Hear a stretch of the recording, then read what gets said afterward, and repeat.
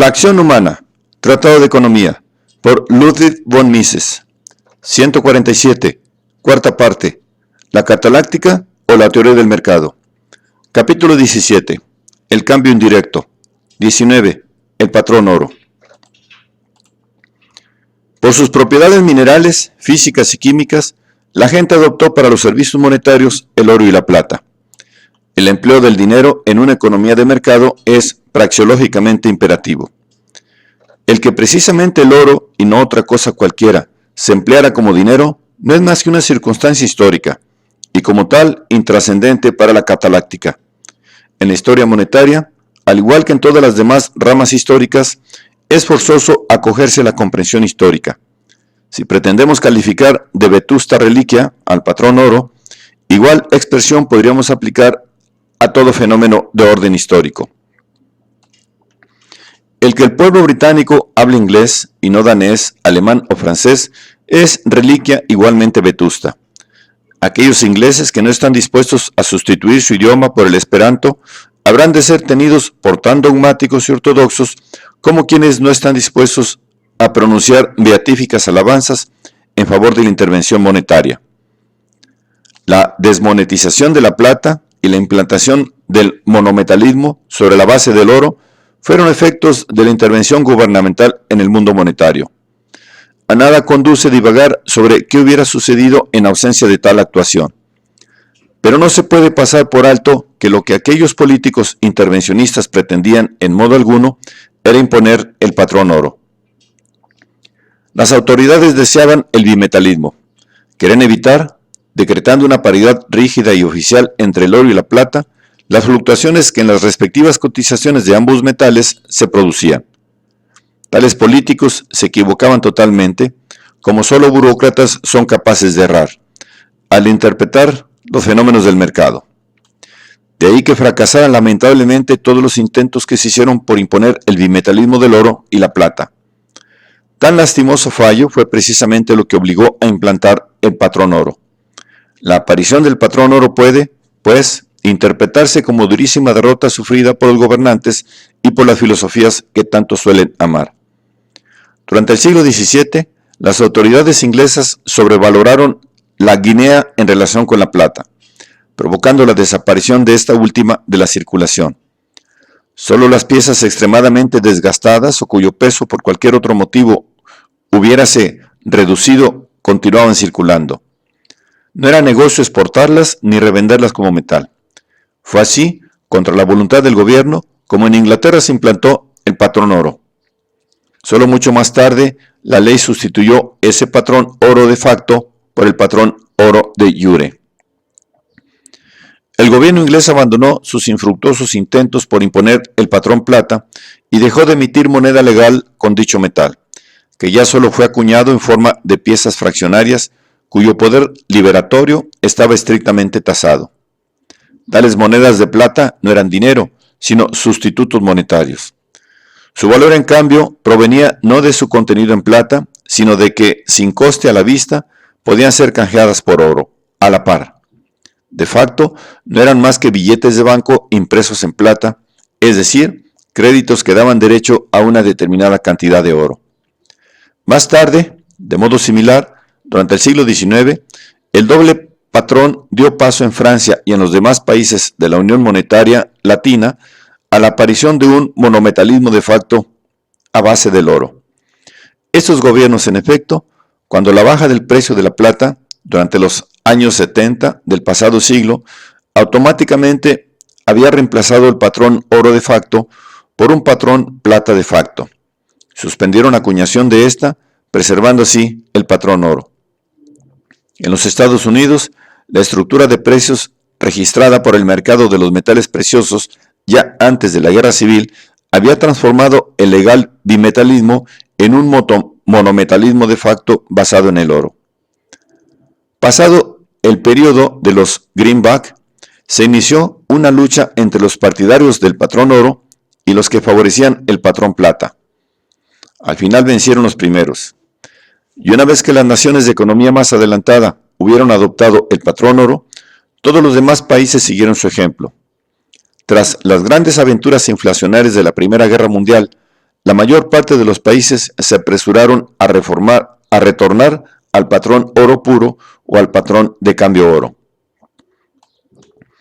El patrón oro fue el patrón mundial de una época de capitalismo, creciente bienestar para todos, libertad y democracia, tanto en la esfera política como en la económica.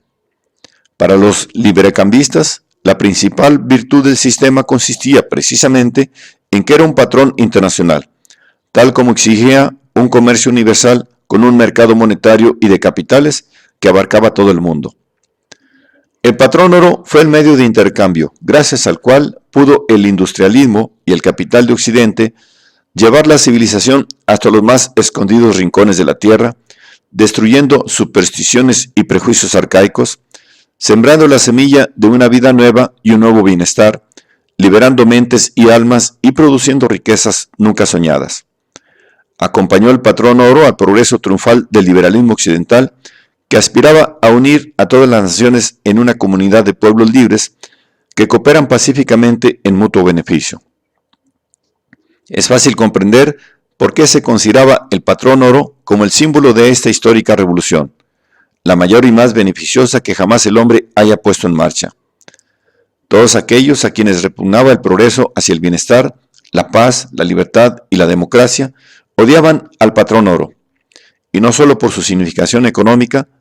Para ellos, el patrón oro era el avaro, el símbolo de aquellas doctrinas y filosofías que precisamente deseaban aniquilar.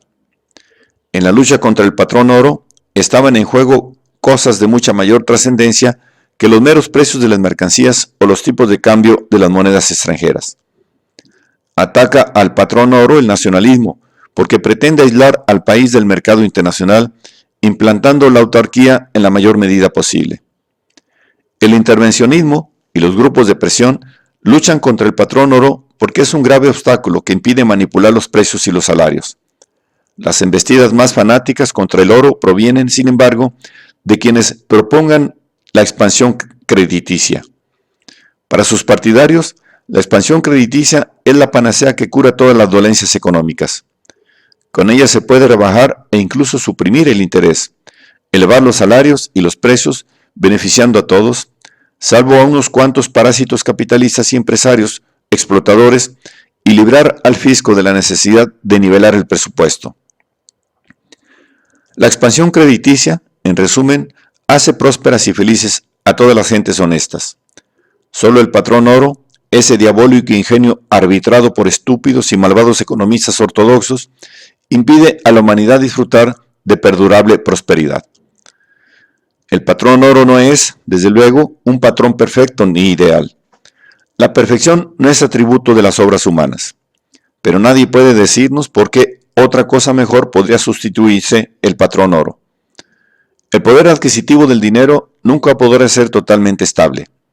Las propias ideas de estabilidad e inmutabilidad del poder adquisitivo del dinero son absurdas.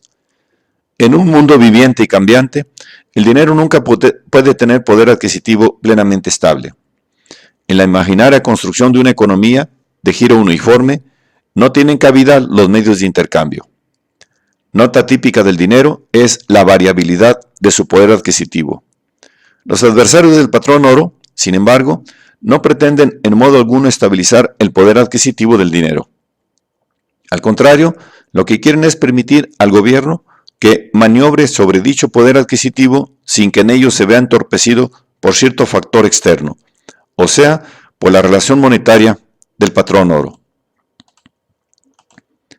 La principal objeción contra el patrón oro es que pone en marcha en el mecanismo determinativo de los precios un factor que ningún gobierno puede controlar, a saber, la producción aurífera. Resulta de esta suerte que una fuerza externa, automática, coarta la actuación de los políticos y les impide hacer a los votantes todo lo prósperos que ellos desearían. Son los capitalistas internacionales quienes imponen su criterio. La soberanía nacional se convierte en pura farsa. La inutilidad del intervencionismo es un tema que no guarda relación alguna con los problemas monetarios. Más adelante veremos por qué todas las aisladas interferencias gubernamentales en el mercado fracasan y provocan efectos contrarios a los perseguidos por el propio sujeto que recurre a la injerencia. Si el dirigente pretende remediar los fallos de sus primeras intervenciones mediante mayores interferencias, acaba implantando un orden socialista de tipo germano. Ha abolido el mercado y con él se esfuma el dinero, así como los problemas monetarios, pese a que posiblemente sigan utilizándose términos y expresiones típicas de la economía de mercado.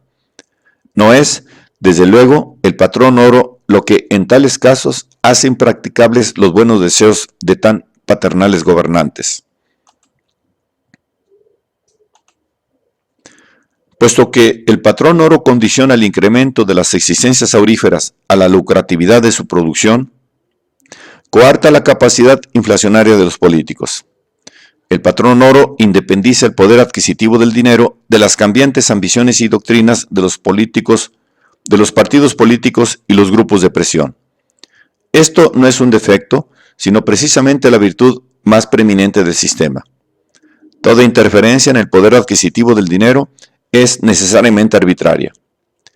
Los teóricos que han pretendido hallar módulos científicos y supuestamente objetivos para intervenir en el mundo monetario se basan en la ilusión de suponer que se pueden medir efectivamente las variaciones del poder adquisitivo del dinero.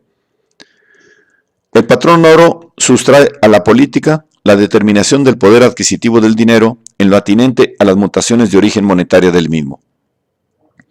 La común aceptación del sistema exige aquiescencia previa a aquella verdad según la cual no es posible, mediante la simple impresión de billetes, enriquecer a toda la comunidad.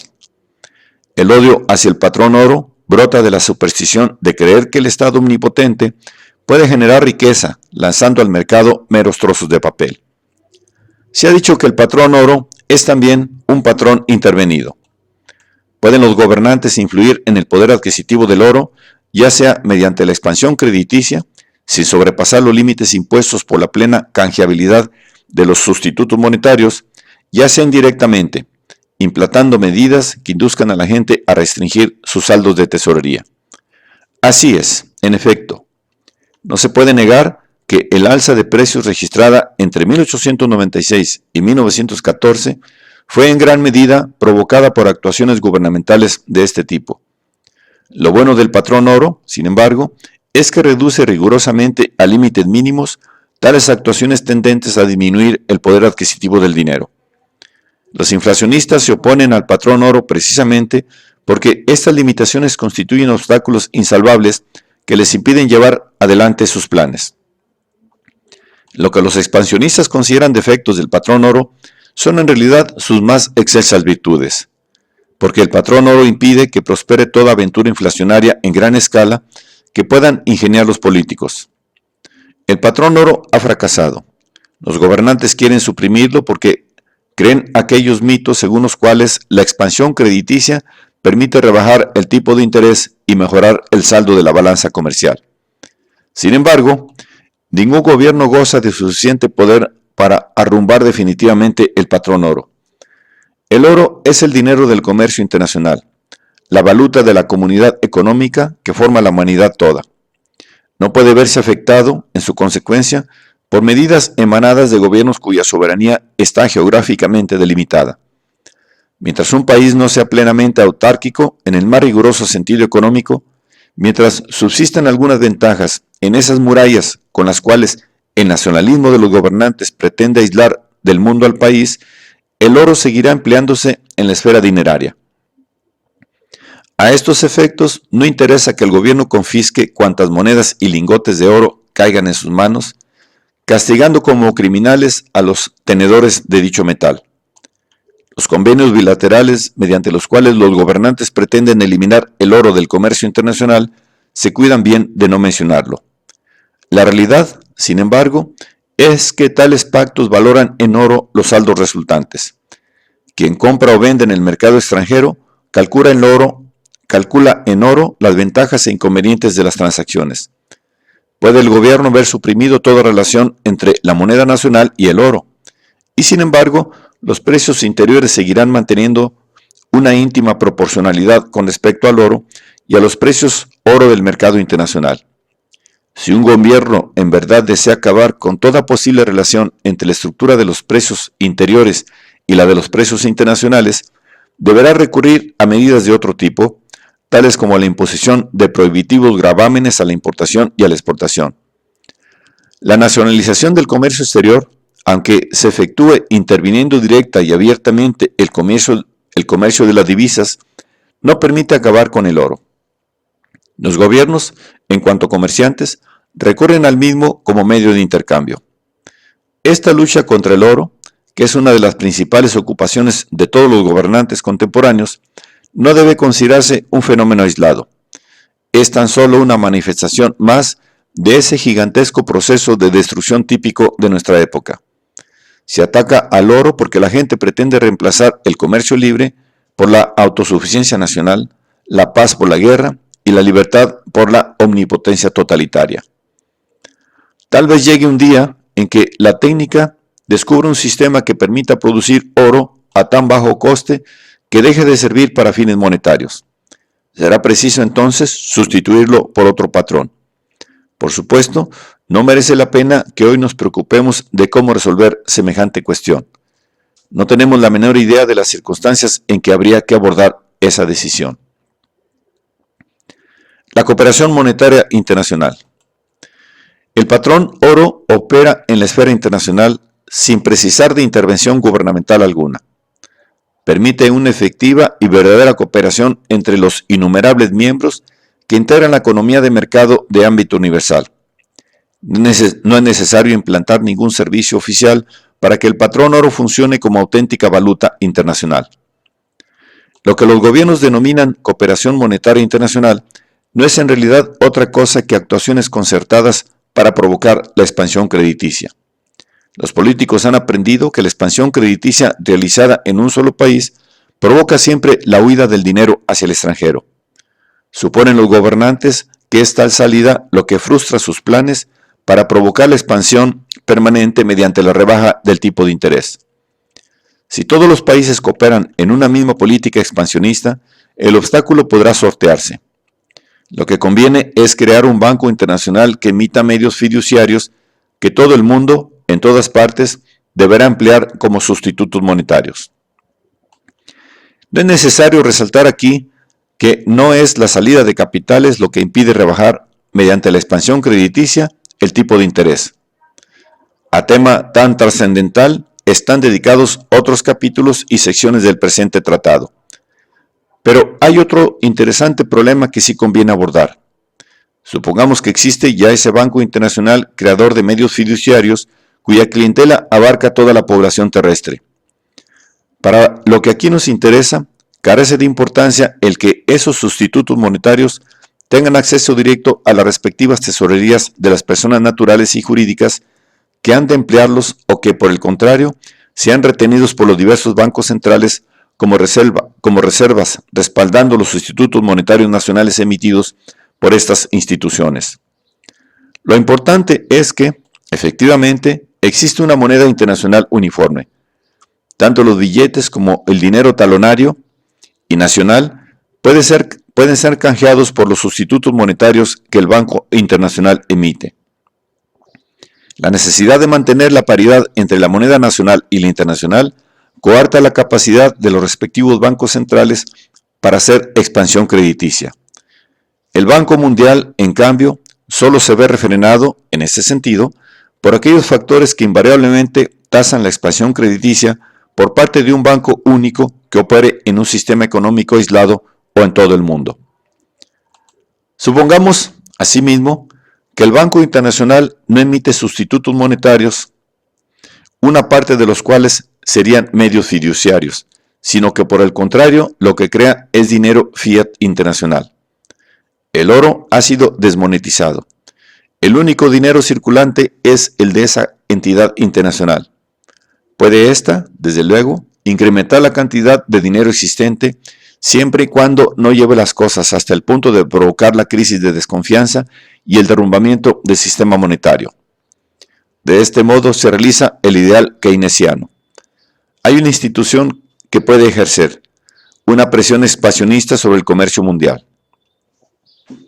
Sin embargo, los partidarios de estos planes pasan por alto un problema crucial, el relativo a cómo serán distribuidas esas adicionales cantidades de dinero crediticio o de papel moneda. Supongamos que la entidad mundial incrementa en determinada suma la cantidad de dinero existente, suma que se pone íntegramente a disposición de, digamos, Ruritania. El efecto final de esa actuación inflacionaria será elevar en todo el mundo los precios de las mercancías y los servicios. Pero mientras el proceso produce por entero sus efectos, los ciudadanos de los diferentes países serán afectados de modo distinto por dicha actuación. Los ruritanos se beneficiarán antes que nadie del nuevo maná. Dispondrán de más dinero que antes, mientras que de los demás seguirá siendo el mismo. Podrán, por tanto, pagar mayores precios, consecuentemente se apropiarán de una mayor cantidad de bienes. Los no ruritanos habrán de restringir su consumo, ya que no les será posible competir con los nuevos precios impuestos por aquellos. Mientras se desarrolla el proceso de adaptar los precios a la nueva relación monetaria, los ruritanos disfrutarán de evidentes ventajas frente a los no ruritanos. Y cuando, finalmente, el proceso se complete, se habrán enriquecido a costa de los demás. El problema fundamental de tales aventuras expansionistas es el referente a cómo distribuir entre los diferentes países el dinero adicional. Cada nación, naturalmente, abogará por un sistema de distribución que le proporcione la mayor cuota posible. Los orientales, de escaso desarrollo industrial, por ejemplo, seguramente propugnarán una distribución per cápita, sistema que les favorecería frente a los pueblos industrializados de Occidente. Sea cual fuera el sistema adoptado, al final nadie quedará satisfecho y todo el mundo se considerará injustamente tratado. Seguirán graves conflictos que pondrán en peligro la propia pervivencia del sistema. Sería vano objetar que estos problemas no se plantearon con motivo de la creación del Fondo Monetario Internacional, llegándose fácilmente a un acuerdo en lo referente al destino que convenía dar al capital de la institución. Porque la conferencia de Bretton Woods se celebró en circunstancias muy especiales. Muchas de las naciones participantes dependían entonces enteramente de la benevolencia económica de los Estados Unidos. No podían sobrevivir si dejaban de luchar por su respectiva libertad, proporcionándoles armamentos mediante el préstamo y arriendo. El gobierno de los Estados Unidos, por su parte, no veía en esos acuerdos monetarios más que una fórmula hábil para proseguir tácitamente el sistema de préstamo y arriendo al finalizar las hostilidades. Los Estados Unidos estaban dispuestos a dar y los demás países, especialmente las naciones europeas, casi todas aún ocupadas por los ejércitos alemanes y los pueblos asiáticos, a tomar cuanto se les ofreciera. Los problemas en cuestión saldrán a relucir tan pronto como la actitud de los Estados Unidos ante los problemas financieros y mercantiles deje de ser tan confusa como lo es actualmente y se haga más realista. El Fondo Monetario Internacional no ha conseguido los objetivos que persiguen sus patrocinadores. Mucho en verdad se habla y se discute con motivo de las reuniones anuales que él mismo celebra. En ellas, a veces incluso se puede escuchar pertinentes observaciones y acertadas críticas de la política monetaria que hoy siguen los gobiernos y sus bancos de emisión. El fondo sigue, sin embargo, operando con dichos bancos y gobiernos y considera que su fin primordial es auxiliar a unos y a otros para que puedan mantener tipos de cambio a todas luces arbitrarios, dada la expansión monetaria que de continuo practican. Las normas monetarias que aplica y recomienda son sustancialmente aquellas a las que sin éxito han recurrido siempre, en casos similares, todos los arbitristas monetarios. La errónea política monetaria que hoy impera por doquier sigue adelante sin preocuparse para nada ni del Fondo Monetario ni de los acuerdos adoptados en Bretton Woods. Hasta ahora, el gobierno americano ha podido seguir cumpliendo ante los bancos de emisión y los gobiernos extranjeros su promesa de entregar oro al precio de $35 la onza, gracias, fundamentalmente, a las particulares circunstancias políticas y económicas concurrentes. La actividad expansionista de la administración USA, permanentemente ampliada, intensifica, sin embargo, día a día el drenaje a que, desde hace años, están sometidas las reservas de los Estados Unidos, despertando graves inquietudes acerca del futuro del signo monetario estadounidense. Atemoriza a los americanos el espectro de una futura demanda aún mayor que llegue a agotar las reservas existentes y obliga a variar, en definitiva, la actual política. Sin embargo, nadie se atreve en público a denunciar las causas verdaderas de esa incrementada demanda de oro. Nadie osa aludir al continuado déficit presupuestario ni a la permanente expansión crediticia. Los publicistas prefieren quejarse de eso que denominan insuficiente liquidez y escasez de reservas. Desean ampliar la liquidez para así poder crear reservas supletorias. Pretenden, en resumen, curar los males de la inflación provocando nuevas y más amplias inflaciones. Conviene observar que es precisamente la política del gobierno americano y del Banco de Inglaterra, fijando en $35 el valor monetario de la onza de oro, el único factor que aún coarta a las naciones occidentales a provocar inflaciones sin límite. Carece de influencia directa sobre esa tendencia y que las reservas de los distintos países sean mayores o menores. Los planes para crear nuevas reservas, por tanto, no parecen afectar directamente a la relación del dólar con el oro. La afectan indirectamente en cuanto distraen la atención del público del verdadero problema, la inflación. Ello permite a los gobernantes seguir recurriendo a la teoría tiempo a desacreditada de la desfavorable balanza de pagos para explicar todos los males monetarios.